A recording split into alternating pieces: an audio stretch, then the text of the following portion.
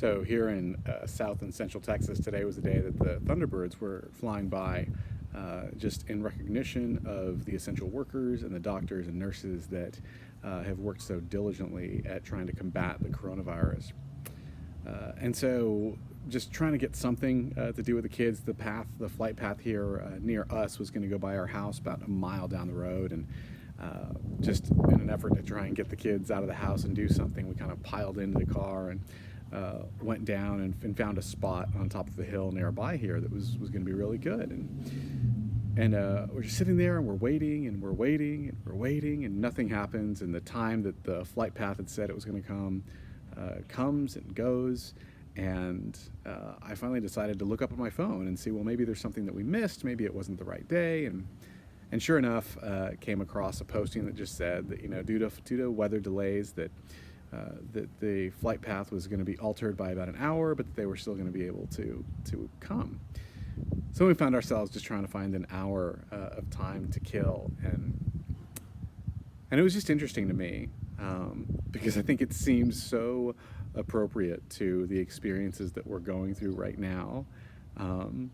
It seemed almost perfect that we were sitting and we were waiting and waiting and waiting for this thing to happen that we were wanting to see, and then it just didn't come.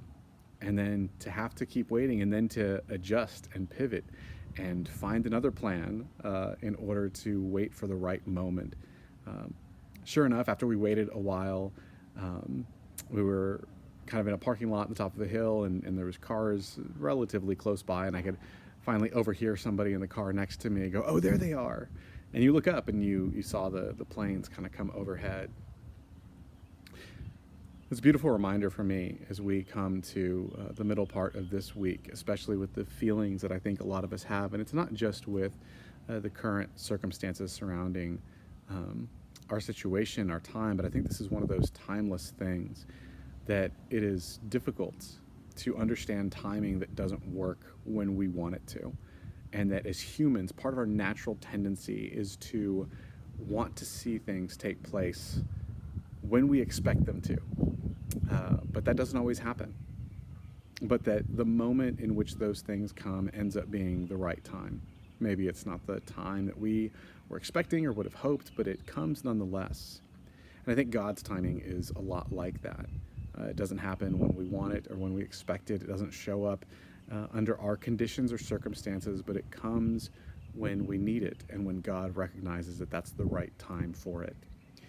So my prayer and hope for you as we proceed through the rest of this week is that you would find those spots and those places where maybe the timing that you've set up for things isn't right, but that what it's truly revealing is a time that God is paving and carving out a way for, and that when that moment comes, that it would be right and it would be perfect because it's within God's time.